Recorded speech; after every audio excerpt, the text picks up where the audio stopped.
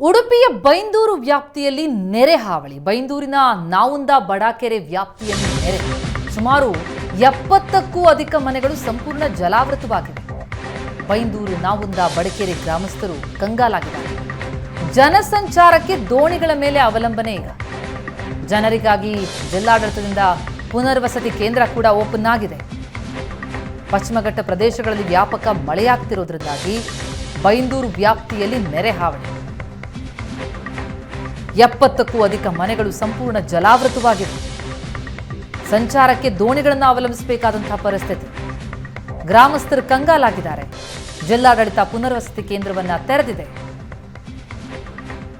ಜನರಿಗೆ, ಜಾನುವಾರುಗಳಿಗೆ ಜಲ ದಿಗ್ಬಂಧನ ದೃಶ್ಯಗಳನ್ನು ನೋಡ್ತಾ ಇದ್ದೀವಿ. ಯಾವುದೋ ನದಿಯಲ್ಲಿ ಸಾಕ್ತಾ ಇರೋ ಹಾಗೆ ಕಾಣಿಸ್ತಾ ಇದೆ. ಆದರೆ ಎಲ್ಲೆಡೆ ರಸ್ತೆಯಲ್ಲಿ ಎಲ್ಲ ಕಡೆಗಳಲ್ಲೂ ಕೂಡ ನೀರು ಆವರಿಸಿರುವುದರಿಂದಾಗಿ ನೆರೆ ಹಾವಳಿ. ಹೀಗಾಗಿ ನಡ್ಕೊಂಡು ಹೋಗುವಂಥದ್ದು ಸಾಧ್ಯವೇ ಇಲ್ಲ. ದೋಣಿಗಳನ್ನೇ ಅವಲಂಬಿಸಬೇಕಾದಂಥ ಪರಿಸ್ಥಿತಿ. ಇರುವ ಜಾಗ, ತೋಟ, ಮನೆ ಎಲ್ಲವೂ ಜಲಾವೃತವಾಗಿರುವಂತಹ ದೃಶ್ಯ ನೋಡ್ತಾ ಇದ್ದೀವಿ. ಬೈಂದೂರು ನಾವುಂದ ಬಡಕೆರೆ ಗ್ರಾಮಸ್ಥರು ಕಂಗಾಲಾಗಿದ್ದಾರೆ. ಪುನರ್ವಸತಿ ಕೇಂದ್ರ ತೆರೆಯಲಾಗಿದೆ. ಅಲ್ಲಿಗೆ ಅವರನ್ನ ಕರೆದುಕೊಂಡು ಹೋಗುವಂತಹ ಪ್ರಕ್ರಿಯೆಗಳಾಗ್ತಾ ಇದೆ. ದೃಶ್ಯಗಳನ್ನು ನೋಡ್ತಾ ಇದ್ದೀವಿ.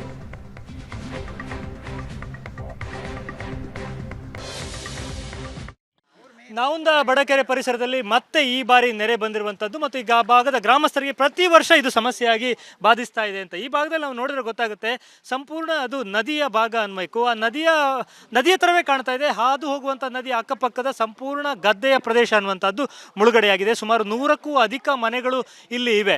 ಸೊ ಅವರು ಬರೋದಕ್ಕೆ ಕೇಳೋದಿಲ್ಲ, ಯಾಕಂದರೆ ಜಾನುವಾರುಗಳು ಅವರ ಮನೆಯಲ್ಲಿ ಇರೋದ್ರಿಂದ ಜಾನುವಾರನ್ನು ಬಿಟ್ಟು ಬರೋದು ಹೇಗೆ ಅನ್ನುವಂಥದ್ದು ಅವರು ಕೇಳ್ತಾ ಇರುವಂಥ ಪ್ರಶ್ನೆ.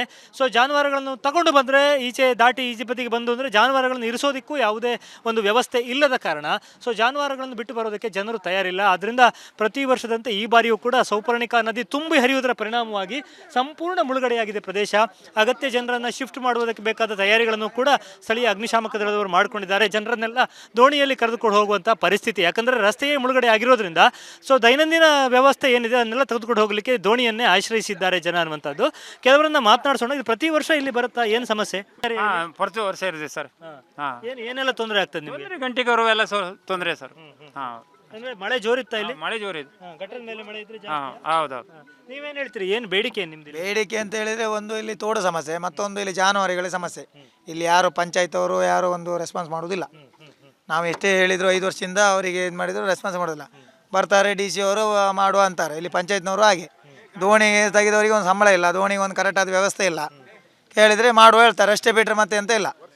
ಪ್ರತಿ ವರ್ಷ 4-5 ದಿನ ಹೀಗೆ ಆಗ್ತದಲ್ಲ ಇಲ್ಲಿ? 4-5 ಇದು ಫಸ್ಟಿನೇರೆ. ಇನ್ನು ತುಂಬ ಉಂಟು, ಇನ್ನೂ ಒಂದು 2 ತಿಂಗಳು ಮಳೆ ಉಂಟು. ಹೇಗಂತ ಗೊತ್ತಿಲ್ಲ. ಈಗ ಆಶ್ವಾಸನೆ ಕೊಟ್ಟೋಗಿದ್ದಾರೆ, ಅದು ಯಾವಾಗ ಈಡೇರುತ್ತೋ ಗೊತ್ತಿಲ್ಲ. ಸ್ವಲ್ಪ ರಸ್ತೆ ಹತ್ರ ಮಾಡಿದ್ರೆ ಅನುಕೂಲ ಆಗ್ತದೆ ಹೇಳ್ತಾರೆ, ಹೌದೌದು? ರಸ್ತೆ ಹತ್ರ ಮತ್ತೆ ನರೆ ತಡೆ ಆಗಬೇಕಿದ್ರೆ ಮೇಯ್ನಾಗಿ ಅಲ್ಲಿ ಒಂದು ಬಂಟೋಡೆಯಲ್ಲಿ ಒಂದು ಕಟ್ಟುಂಟು. ನಾನು 3 ವರ್ಷದಿಂದ ಹೇಳ್ತಿದ್ದೆ, ಅದರಿಂದನೇ ಸಮಸ್ಯೆ ಆಗಿದೆ. ಅವಕ್ಕೂ ಮುಂಚೆ ಅಷ್ಟು ಸಮಸ್ಯೆ ನಮ್ಮ ಹತ್ರ ಇಲ್ಲ.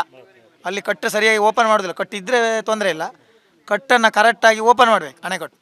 ಮತ್ತು ಇಲ್ಲಿ ನಮಗೆ ಏನಂದರೆ ಒಂದು ಬೇಸಾಯ ಮಾಡಲಿಕ್ಕಿಲ್ಲ. ಮಾಡಿದರೆ ಇವತ್ತಿಗೆ ಹೋಯ್ತು ಎಲ್ಲ ಖರ್ಚು ಮಾಡಿ. ಮತ್ತು ಒಂದು 100 ಮನೆ ಉಂಟು, ಗಂಟಿಗರು ಉಂಟು, ಒಂದು ಕಟ್ಟಲಿಕ್ಕೆ ಒಂದು ವ್ಯವಸ್ಥೆ ಇಲ್ಲ ಮೇಲೆ. ಅದೊಂದು ಮಾಡಿಕೊಡಿ ಅಂತ ಹೇಳಿದ್ರೆ ಇವರು ಬರೀ ಆಶ್ವಾಸನೆ ಬಿಟ್ಟರೆ. ಅಂದರೆ ಜನ ಬನ್ನಿ ಅಂದ ಕೂಡಲೇ ಬರ್ಲಿಕ್ಕೆ ಸಾಧ್ಯ ಆಗೋದಿಲ್ಲ. ಯಾಕಂದರೆ ಜಾನುವಾರುಗಳನ್ನು ಬಿಟ್ಟು ಬರಲಿಕ್ಕೆ ಜನರಿಗೆ ಸಾಧ್ಯ ಆಗೋದಿಲ್ಲ. ತಂದಂಥ ಜಾನುವಾರುಗಳನ್ನು ಇಡೋದಿಲ್ಲ ಅನ್ನುವಂಥದ್ದು ಅವರು ಹೇಳ್ತಾ ಇರುವಂಥ ಬಹಳ ಮುಖ್ಯವಾದ ಬೇಡಿಕೆ. ಜನರು ದೋಣಿಯನ್ನೇ ಆಶ್ರಯಿಸಿ ಹೋಗಬೇಕಾದಂತಹ ಪರಿಸ್ಥಿತಿ ಮತ್ತು ಆ ಭಾಗದಲ್ಲಿ ಮುಳುಗಡೆಯಾಗಿರುವ ಸಾಕಷ್ಟು ಮನೆಗಳನ್ನು ಕೂಡ ನಾವು ನೋಡ್ಬೋದು. ಜನರನ್ನು ದೈನಂದಿನ ಸಾಮಗ್ರಿಗಳನ್ನು ತೆಗೆದುಕೊಂಡು ಹೋಗೋದಕ್ಕೆ ದೋಣಿಯಲ್ಲೇ ತೆಗೆದುಕೊಂಡು ಹೋಗುವಂಥ ಪರಿಸ್ಥಿತಿ ಕೂಡ ಉಂಟಾಗಿದೆ ಅನ್ನುವಂಥದ್ದು ಬಹಳ ಸಮಸ್ಯೆ ಆಗ್ತಾ ಇದೆ. ಸೊ ರಸ್ತೆಯನ್ನು ಎತ್ತುಗಡೆ ಮಾಡಬೇಕು ಮತ್ತು ಜಾನುವಾರುಗಳನ್ನು ಕಟ್ಟೋದಕ್ಕೆ ವ್ಯವಸ್ಥೆ ಮಾಡಬೇಕು ಮತ್ತು ಅದರ ಜೊತೆಗೆ ಬಹಳ ಮುಖ್ಯವಾಗಿ ಅಲ್ಲಿ ಅಣೆಕಟ್ಟು ಪ್ರದೇಶ ಇದೆ, ಅಲ್ಲಿ ಒಂಚೂರು ಎತ್ತರ ಮಾಡಿದರೆ ವರ್ಷಂಪ್ರತಿ ಈ ರೀತಿಯ ಸಮಸ್ಯೆ ಆಗೋದು ತಪ್ಪುತ್ತೆ ಅಂತ ನೋಡ್ಬೋದು. ನಾವು ಇಲ್ಲಿ ಬಾವಿಯೇ ಮುಳುಗಡೆ ಆಗುವಷ್ಟರ ಮಟ್ಟಿಗೆ ನೀರು ಬರುತ್ತೆ ಅಂತ.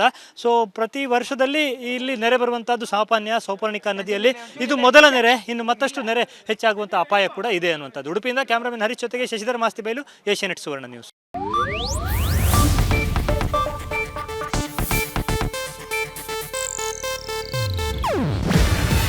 ಇದು ಏಷ್ಯಾನೆಟ್ ನ್ಯೂಸ್ ನೆಟ್ವರ್ಕ್ ಪ್ರಸ್ತುತಿ. ನೀವು ನೋಡ್ತಿದ್ದೀರಾ ಏಷ್ಯಾನೆಟ್ ಸುವರ್ಣ ನ್ಯೂಸ್.